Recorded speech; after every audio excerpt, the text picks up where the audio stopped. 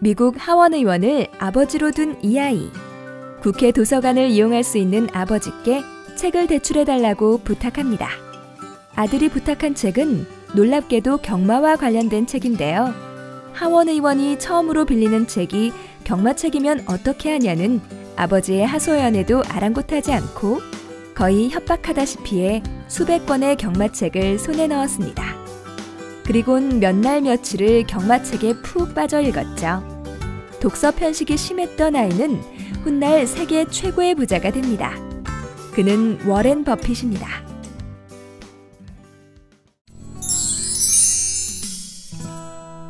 세계 최고의 부자 중 한 사람이자 20세기에 가장 성공한 투자가로 인정을 받고 있는 사람이 바로 워렌 버핏입니다.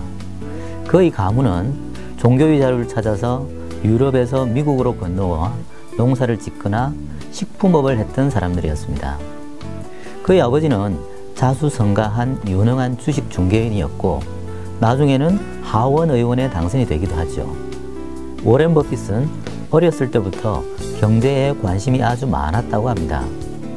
도서관을 찾아다니면서 투자 관련 서적을 모조리 읽었고 11살 때부터는 직접 주식 투자를 하면서 신문을 분석하는 데에도 시간을 아끼지 않았죠.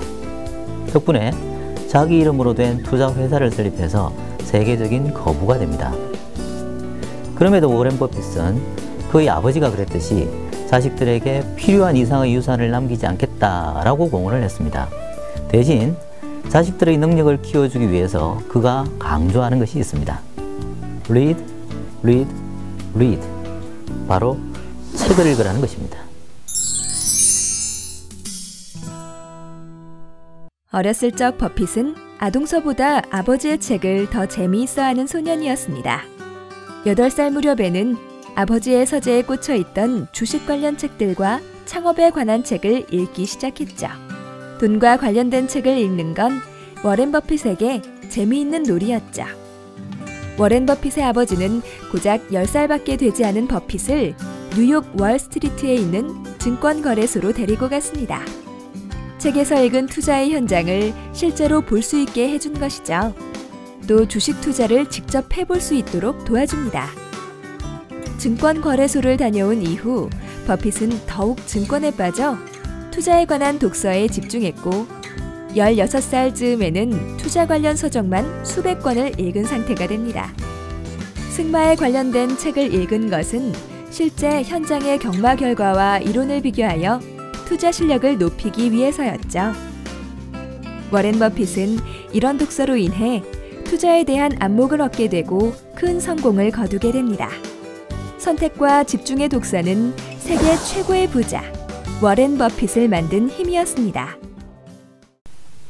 워렌 버핏과의 독서 방법은 한마디로 선택과 집중이라고 할 수 있습니다. 어쩌면 워렌 버핏의 부모도 공부와 상관이 없는 투자, 정권의 책만 읽는 아들을 걱정스러워했을 겁니다. 하지만 아버지는 오히려 그런 아들에게 기왕이면 한 분야의 책을 몽땅 다 읽어보라고 격려까지 해줍니다. 아이를 키우는 부모님들이 우리 아이는 한 분야의 책만 본다고 걱정하시는 경우가 많은데요. 그렇지가 않습니다. 한 분야를 잘 알아서 지식의 깊이가 생기고 자신감도 강해질 수 있습니다. 버핏의 인생을 바꾼 현명한 투자자. 이 책을 읽은 버핏은 주식 투자의 매력에 푹 빠지게 되었고 이 책의 저자인 벤저민 그레이엄을 만나기 위해 그가 교수로 있는 컬럼비아 대학 비즈니스 스쿨에 들어갑니다. 투자의 고전으로 자리 잡은 이 책은 주식의 분석이나 매매 기법들보다는 올바른 투자 원칙과 투자자의 마음 자세 등에 초점을 맞춘 책입니다. 워렌 버핏은 일찍 투자의 중요성을 깨달았고 경제 감각을 키웠습니다. 이처럼 요즘은 어릴 때부터 경제 교육이 강조되고 있습니다. 이 책은 키라가 말하는 개를 만나서 돈의 중요성을 알게 되고 저축과 주식과 같은 경제 개념을 키워가는 과정을 재미있는 이야기를 통해 들려주고 있습니다. 독서 활동을 할 때는 아이들의 생각이 책의 내용과 연결이 될 수 있게 해주는 것이 중요하죠. 이 책에 부자가 되고 싶은 10가지 이유를 기록해보라 라는 내용이 있습니다. 부모님들은 그 이유를 아이가 솔직히 적어볼 수 있도록 도와주실 필요가 있죠. 원하는 스마트폰을 갖기 위해서, 세계 일주 여행을 하기 위해서 등의 현실적인 이유가 있을 수 있겠죠. 이런 활동을 도와주면서 부모님 또한 부자가 되고 싶은 이유를 함께 기록해 보십시오.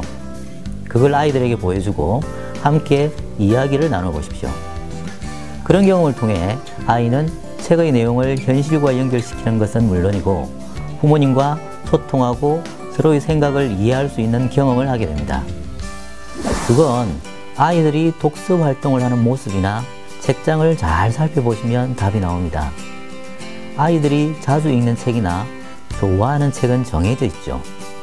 분야가 비슷하다거나 내용에 공통점이 있습니다. 이야기책을 좋아하는 아이가 있고요. 호기심을 채워주는 지식적인 내용을 많이 읽는 그런 아이가 있습니다.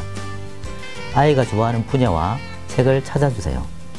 독서는 그 분야에 집중할 때 생산적일 수 있습니다.